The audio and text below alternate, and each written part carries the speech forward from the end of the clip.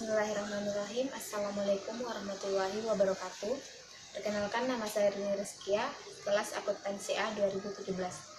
Di sini saya akan menjelaskan tentang realisasi anggaran sektor publik ditinjau dari stewardship teori dalam aplikatif Kartu Indonesia Sehat, di mana dilatar belakang menurut Donaldson dan Davis 1999 dalam Raharjo 2007, teori stewardship diperkenalkan sebagai teori yang berdasarkan tingkah laku dan premis. Stewardship teori adalah teori yang menggambarkan situasi di mana para manajer tidaklah termotivasi oleh tujuan-tujuan individu, tetapi lebih ditujukan pada sasaran hasil utama mereka untuk kepentingan organisasi, sehingga teori ini mempunyai dasar psikologi dan sosiologi yang telah dirancang di mana para eksekutif sebagai stewardship termotivasi untuk bertindak sesuai keinginan prinsipal. Selain itu, perilaku steward tidak akan meninggalkan organisasinya, sebab steward berusaha mencapai sasaran dalam perusahaan sebagai pelayanan dapat termotivasi untuk bertindak dengan cara terbaik pada prinsipalnya. Pada stewardship teori, model of man ini didasarkan pada pelayanan yang memiliki perilaku di mana dia dapat dibentuk agar selalu dapat diajak bekerja sama dalam organisasi, melainkan perilaku kolektif atau berkelompok dengan utilitas tinggi daripada individunya dan selalu bersedia untuk melayani. Pada teori stewardship terdapat suatu pilihan antara perilaku self-serving dan pro-organisasional. Perilaku pelayanan tidak akan dipisahkan dari kepentingan organisasi adalah bahwa perilaku eksekutif disejajarkan dengan kepentingan prinsipal di mana para steward berada. Steward akan menggantikan atau mengalihkan self-serving untuk berperilaku kooperatif, sehingga meskipun kepentingan antara steward dan prinsipal tidak sama, steward tetap akan menjunjung tinggi nilai kebersamaan. Dewasa ini masyarakat digenjot untuk tidak terlalu khawatir akan perbedaan pelayanan kesehatan dan kelayakan untuk mendapatkan penanganan kesehatan. Dengan alasan pemerintah telah membentuk suatu badan hukum yang bergerak di bidang kesehatan guna memberikan pelayanan kesehatan bagi masyarakat golongan menengah ke bawah atau masyarakat yang tergolong tidak mampu agar mendapatkan kelayakan di dalam pelayanan kesehatan. Untuk hal itu, pemerintah mengeluarkan kebijakan tentang program Kartu Sakti terdiri dari Kartu Indonesia Sehat atau KIS, Kartu Keluarga Sejahtera KKS, dan Kartu Indonesia Pintar atau KIP, yang saat ini sedang dibagikan di berbagai daerah maupun wilayah di Indonesia. Namun, dalam kebijakan Kartu Indonesia Sehat yang dikeluarkan oleh pemerintah, di satu sisi kebijakan ini sejalan dengan penegak hak asasi manusia mengenai hak oleh pemerintah. Di satu sisi, kebijakan ini sejalan dengan hak asasi manusia mengenai hak untuk memperoleh pelayanan kesehatan sebagaimana yang tercantum dalam pasal 28H ayat 1 Undang-Undang Dasar NKRI 1945. Namun, dikeluarkannya kebijakan ini sebelumnya tidak dengan landasan hukum yang baik. Dengan landasan hukum yang dapat dikeluarkan oleh pemerintah seperti peraturan pemerintah atau landasan hukum yang dikeluarkan oleh DPR selaku lembaga legislatif seperti undang-undang yang khusus mengatur tentang Kartu Indonesia Sehat ini. Adapun rumusan masalahnya, yang pertama, bagaimana proses realisasi anggaran sektor publik pada penerapan Kartu Indonesia Sehat. Yang kedua, bagaimana peran stewardship teori berdasarkan realisasi anggaran sektor publik pada penerapan Kartu Indonesia Sehat. Tujuan dari penelitian ini yaitu, berdasarkan rumusan tersebut, maka tujuan penelitian ini adalah, pertama, untuk mengetahui proses realisasi anggaran publik dan pada penggunaan Kartu Indonesia Sehat. Yang kedua, untuk mengetahui peran stewardship teori berdasarkan realisasi anggaran sektor publik pada penerapan Kartu Indonesia Sehat. Manfaat penelitian. Yang pertama, manfaat teoritis. Penelitian ini secara teoritis diharapkan dapat memberikan sumbangan acuan bagi para pemerintah yang terlibat atau para penyusun kebijakan dalam merancang pembangunan bangsa ke depannya. Menurut Donaldson dan Davis dalam Raharjo, sebagai pionir teori stewardship, memperkenalkan teori stewardship sebagai teori yang berdasarkan tingkah laku dan premis. Dengan digunakannya teori stewardship sebagai dasar dalam penyusunan anggaran, diharapkan keputusan akan ditetapkan bermanfaat bagi masyarakat. Pemerintah diharapkan dapat memberikan pelayanan terbaik bagi masyarakat sebagai tugas dan tanggung jawabnya dan didasari atas rasa keadilan dan kemanusiaan. Nah, adapun manfaat praktisnya, penelitian ini diharapkan mampu menjadi suatu pertimbangan bagi pemerintah dan pihak-pihak yang terlibat dalam anggaran pemerintah sampai pada realisasi anggaran yang terdapat di rumah sakit, sehingga pelaksanaannya dapat optimal dan sesuai dengan yang diinginkan oleh masyarakat sekitar yang menaruh harapan besar kepada pihak pemerintah pusat dalam hal pelayanan kesehatan, agar tidak ada lagi pembeda antara si miskin dan si kaya, sehingga sektor publik dapat tercapai tujuan utamanya, yaitu mensejahterakan rakyat. Ketiga, manfaat regulasi. Sesuai dengan Undang-Undang Dasar Negara Republik Indonesia tahun 1945, mengamanatkan pemerintah negara Indonesia yang melindungi segenap bangsa Indonesia dan seluruh tumpah darah Indonesia, dan untuk memajukan kesejahteraan umum, mencerdaskan kehidupan bangsa, dan ikut melaksanakan ketertiban dunia yang berdasarkan kemerdekaan, perdamaian abadi, dan keadilan sosial. Diharapkan hasil dari penelitian mengenai pengungkapan anggaran kesehatan mampu menjelaskan tentang kewajiban pemerintah sesuai dengan yang diatur dalam Undang-Undang Kesehatan Pasal 39 Tahun 2009. Selanjutnya, tinjauan teoritis. Stewardship. Menurut Donaldson dan Davis, teori stewardship diperkenalkan sebagai teori yang berdasarkan tingkah laku dan premis. Stewardship teori adalah teori yang menggambarkan situasi di mana para manajer tidaklah termotivasi oleh tujuan-tujuan individu, tetapi lebih melakukan pada sasaran hasil utama mereka untuk kepentingan organisasi.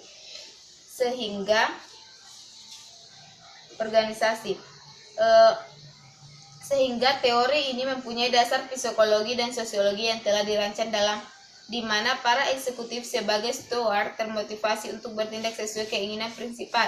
Selain itu, perilaku steward tidak akan meninggalkan organisasinya sebab steward berusaha mencapai sasaran organisasinya.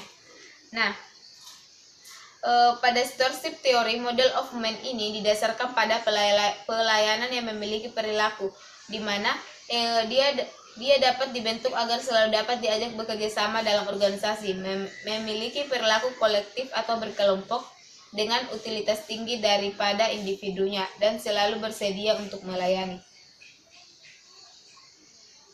Selanjutnya, walaupun dalam hubungan antara steward dan prinsipal sangat rentan terjadi masalah, seperti perilaku oportunistik yang kadang dialami oleh penerima kebijakan, yang kenyataannya sampai saat ini pelaku KKN masih menjadi ancaman bagi bangsa Indonesia. Apalagi perilaku tersebut sangat melekat pada pengelolaan keuangan negara yang bisa dikatakan belum transparan dan jauh dari harapan masyarakat akan akuntabilitas publik yang baik. Nah, teori kedua itu teori implementasi kebijakan.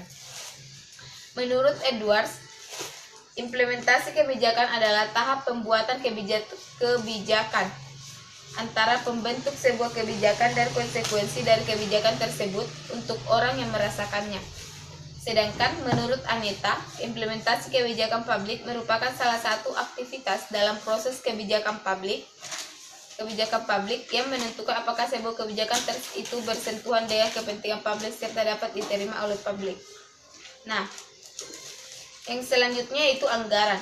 Anggaran adalah alat ekonomi terpenting yang dimiliki pemerintah untuk mengarahkan perkembangan sosial dan ekonomi, menjamin kesinambungan dan meningkatkan kualitas hidup masyarakat. Anggaran ini merupakan perencanaan jangka pendek organisasi yang menerjemahkan berbagai program ke dalam rencana keuangan tahunan yang lebih konkret. Dalam bentuk yang paling sederhana, anggaran publik merupakan suatu dokumen yang menggambarkan kondisi keuangan dari suatu organisasi yang meliputi informasi mengenai pendapatan, belanja, dan aktivitas. Kartu Indonesia Sehat. Pemerintah telah meluncurkan 3 kartu bantuan sosial pada Senin 3 November 2014 berupa Kartu Indonesia Sehat KIS, Kartu Indonesia Pintar KIP, Kartu Keluarga Sejahtera. 3 kartu tersebut menjadi pegangan masyarakat dalam mendapatkan kompensasi atas kenaikan harga BBM yang sempat dinaikkan pemerintah. Kartu Indonesia Sehat KIS adalah nama untuk program jaminan kesehatan bagi penduduk Indonesia, khususnya fakir miskin dan tidak mampu serta iurannya dibayarkan oleh pemerintah. Kartu Indonesia Sehat ini dapat digunakan untuk mendapatkan layanan kesehatan gratis di fasilitas kesehatan tingkat pertama dan tingkat lanjutan, sesuai dengan kondisi penyakit yang diderita penerima KIS. KIS akan diberikan kepada anggota jaminan kesehatan nasional sehingga tidak mengeset sistem. Kartu Indonesia Sehat merupakan program untuk mendapatkan jaminan sosial yang berlaku nasional untuk meningkatkan kesejahteraan masyarakat dan prasejahtera. Kerangka pikiran adalah penelitian ini disusun berdasarkan jalur proses realisasi anggaran yang mengharuskan penyelenggaraan memiliki pengetahuan yang memadai mengenai bagaimana mengimplementasikan kebijakan. Fokus pada penelitian ini yakni pada perealisasi anggaran terhadap peningkatan kesehatan masyarakat. Selanjutnya, dengan menggunakan teori stewardship, kepemimpinan Islam, dan teori implementasi menggunakan kebijakan, diharapkan penelitian ini dapat menjelaskan dan memberikan tambahan pemahaman bagi pemerintah selalu pengelola kebijakan. Jenis-jenis penelitian dan lokasi penelitian. Jenis penelitian. Penelitian ini termasuk dalam kelompok penelitian kualitatif. Miles dan Huberman dalam Amelia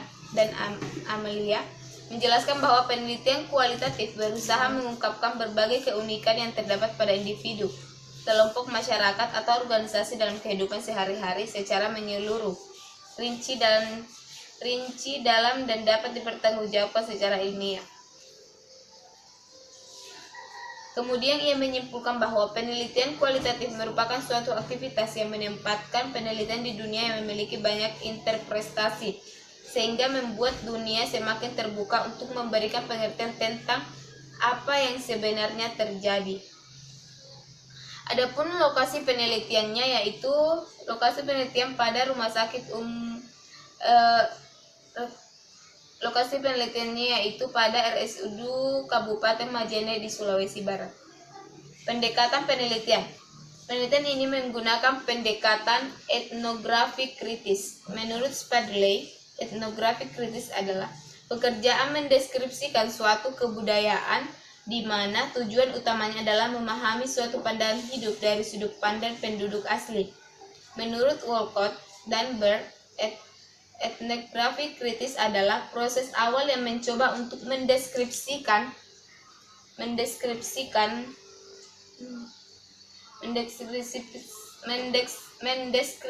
secara kritis dan menginterpretasikan ekspresi sosial antara manusia dan kelompok-kelompok.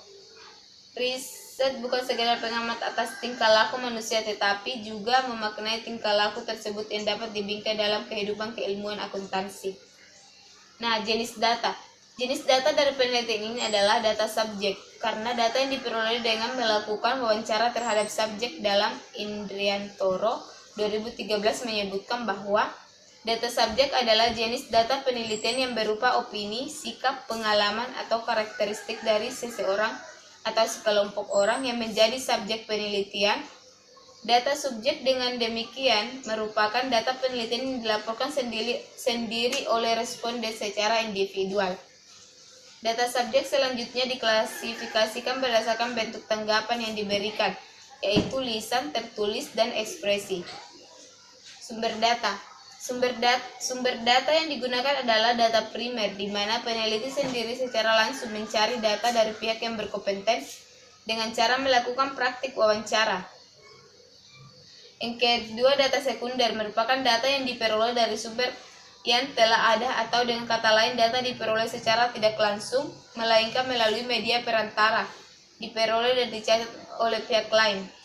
Data sekunder dalam penelitian ini yaitu berupa jurnal-jurnal atau peraturan pemerintah dan berita mengenai permasalahan yang menjadi panduan dalam memahami data-data penelitian dan dokumen-dokumen yang didapatkan. Metode analisis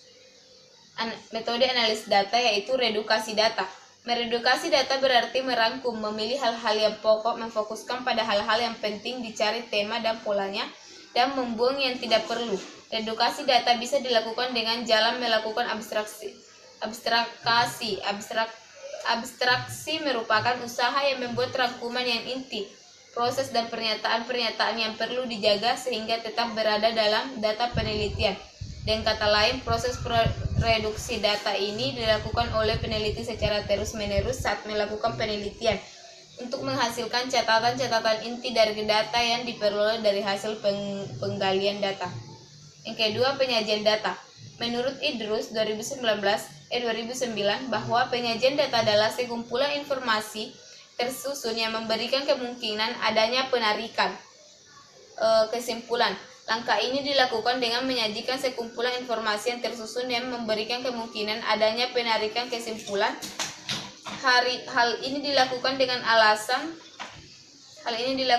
alasan data-data yang diperoleh selama proses penelitian kualitatif biasanya berbentuk naratif sehingga memerlukan penyederhanaan tanpa mengurangi isinya. Kesimpulan atau verifikasi. Kesimpulan atau verifikasi adalah tahap akhir dalam proses analisis data.